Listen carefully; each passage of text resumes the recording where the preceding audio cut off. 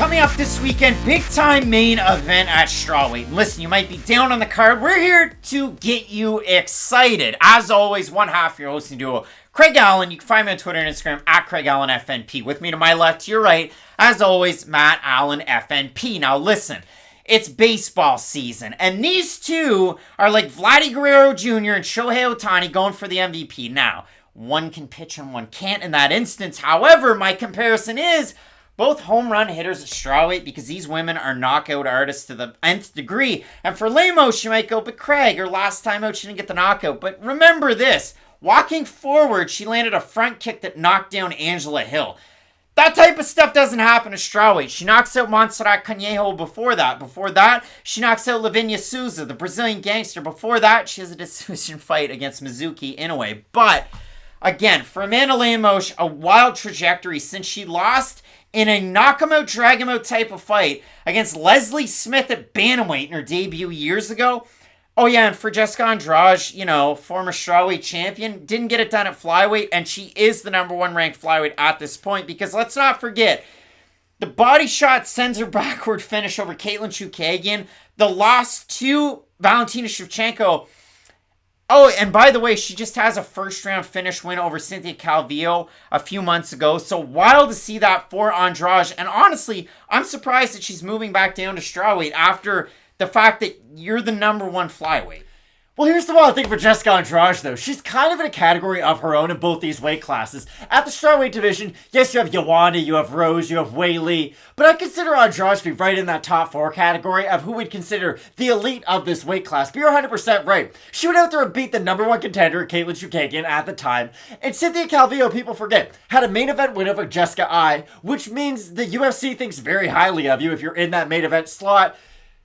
She didn't even belong in there with Jessica Andrade. Like, Andrade was so much better than everyone at 125, not named Valentina Shevchenko, that I agree with you. It is a little bit odd for her to come back down to this weight class, but I genuinely think strawweight's the only place to find a competitive fight for her that isn't a title fight, because we've seen her have success at 135. Like, she beat Raquel Pennington by split decision. And yes, that was way back in the day, but that just tells you how physically strong Jessica Andrade is. She was a champion at strawweight, but was able to throw around fighters at women's bantamweight, and she's only, 5'1"? Physically, she does not match up with a lot of these women, but she's able to overpower each and every one of them, and the thing I really like about Andrade is that she has great cardio for someone who uses so much physical strength. We don't often look at Andrade and think, wow, the fighter we see in round 1 is a very different fighter than we see in round 5. Of course she gets tired, it's the natural progression of a fight, but she can keep a very high and sustained output, even in a very tough back and forth fight, which I really like going into this one against Amanda Lemos, because I think Lemos is going to have a lot of success early. She's a great counter striker, a great striker down the middle too, and that's something Andrade has real big troubles with, because Andrade, if she had trouble physically at bantamweight, it's weird. She still has those troubles down at strawweight because she's that much smaller than the majority of the opposition she's in there against. And I could see this fight going similar to the fight against Rose Namajunas, to where Andrade having a hard time getting on the inside, getting tagged a lot trying to go on the inside. The knees of Lemos are really good. Rose Namajunas is able to drop Jessica Andrade with the knee. But I do think that the cardio of Andrade is such an X factor in this fight that if she is able to weather that big storm from Lemos, get past the first round, second round, maybe even get it into the third round, start implementing her wrestling, I think that's when Andrade can start to take over. But I will say this, I think this is a much harder fight for Andrade than her last two wins at women's flyweight. And I know that might seem weird because Lemos had a really close fight in her last one against Angela Hill, who I think we can all agree isn't really at the top of the division anymore. But I still think stylistically, this is a really hard matchup for Jessica Andrade. So the craziest part about it is, if you look at it for Lemos, she fights Miranda Granger. She submits her very, very quickly in that after the very, very long layoff. So that was from 2017 when she fought Leslie Smith to 2019 when she fights Granger. 2020 kicking it off, fighting Mizuki Inoue. Outstrikes her, takes her down, knocks her down. She knocks down Lavinia Souza twice. Lavinia didn't even look ready from the start of that fight. It was really, really weird. Then she fights Montserrat Conejo, finishes her in 35 seconds. Then she fights Angela Hill, and everybody's singing the praises of Amanda Lemos, including myself. Knocks her down in the first round. And then I had Angela Hill winning the second round on volume and, listen, good volume and at a good percentage. And then in the third round, Hill takes down Amanda Lemos and out-volumes her. So for me, 2-1 for Hill, but ultimately it is Lemos getting the win by split. It was a fight of the night. It was a very, very good fight. And the craziest part about it is Hill's resiliency against Lemos after getting knocked down in the first round of that fight. Remember this. Angela Hill knocked down Jessica Andrade. You might think that's crazy. She also lost that fight 30-26. Lost it, and that was a fight of the night as well. You also had Rosa Namajunas, who was able to knock down Jessica Andrade and Zhang Weili, and that was when Weili was able to win the title. But also Namajunas dropped her in the fight where Jessica Andrade picked her up and slammed her. So it's just crazy, kind of the way that this division just works out. Do you know what I really like about Andrade, though? Her defensive submissions. We never really see her get put into that position. But I go back to the Joanne Calderwood fight. That was one of her first fights down at strawweight. She almost popped her head off with a guillotine. It was one of the not grossest submissions, but it was just a beautiful execution of it from Andrade. It reminded you that, hey, she's not just that brute wrestler and that brute power puncher. There is some technique to her game, too. And I do feel like that's the thing that gets lost with Jessica Andrade. Jerry West has this really good quote about Kevin Durant. And it's, Kevin, You're not going to be recognized in this league for all the other great things you do because you're such a great scorer. And people in this league get infatuated with scoring to where they don't recognize the other great things you do. Jessica Andrade isn't Kevin Durant of women's MMA. But people do kind of get caught up in her power punching and they forget how good of a wrestler she is. They forget how good of a grappler she is. And I really do think that the grappling in this fight is going to be her X factor. I think Lemos can have success early with her striking, but I do think that if she starts to tire like she did against Angela Hill, Andrade's going to pick her up over her head and slam her down time and time again, because Andrade doesn't get tired even though she's going for slams. Normally, if you're a wrestler, you want to go for like dump single legs and trips to conserve your energy. Andrade is more than happy to pick opponents up over her head and slam them down. And the last thing I'll say, I'm so happy you brought up Vladimir Guerrero Jr. to start this video, because I'm not going to lie, the first sentence I was going to say was about him too. This fight and their ages are weird. It's like, Vladimir Guerrero Jr. is younger than the number one prospect in baseball right now. Even though he's been in the league for a couple of years, he was just so young when he entered that you're like, wow, he's still only 21. Bobby Witt Jr. has a very high ceiling. Bobby Witt Jr. is really good. It's just wild to think that Bobby Witt Jr. is older than Vladimir Guerrero Jr. and Jr. is still this good up until this point. The ages of both women in this main event are kind of similar to that, where Andrade has been in the sport for a very long time. We've been following the career of Jessica Andrade for years and years now.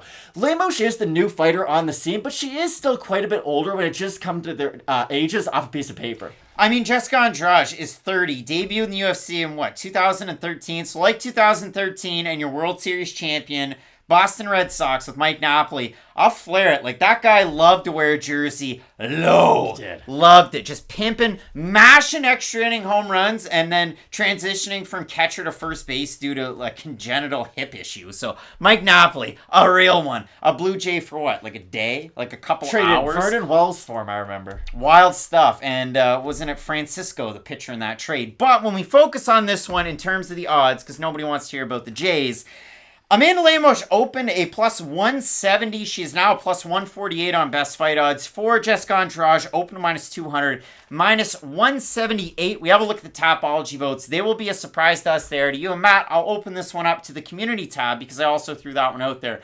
We'll give the Tapology voters a second. I'm going to say over under 65% Andrade. I was going to say 70 Andrade, though. You're going to say, and it is. So 610 total votes, 78% Andrade. You get 72% by knockout. For the 22% that have Lemos, 46% by decision, 42% by knockout. That decision by the fans kind of surprises me for Lemos. Them seeing her winning by decision. Do you agree there? I really don't, because we've seen Jessica Andrade in a 5-round atmosphere. Not once, not twice. She's been in 5-round fights for a long time now. We've never seen Lemos face that kind of late fight adversity, and I really do think that matters. Facing adversity in round 1 of a fight is tough, don't get me wrong, but at least you're fresh. Getting slammed on your head by Jessica Andrade in minute 4 of round 4 in a fight, like, that's a tough thing to keep on wanting to go through minute after minute, and I don't think Lemos can withstand the physicality of someone like Andrade late. No, so misunderstanding there. No, that's why I don't think she's going to be able to win a decision. I really do think every minute that ticks off the clock is going to favor Andrade more, and just by that, I think Andrade is more likely to win a decision. 595 votes in the Fight Night Picks YouTube community tab. If you're on YouTube,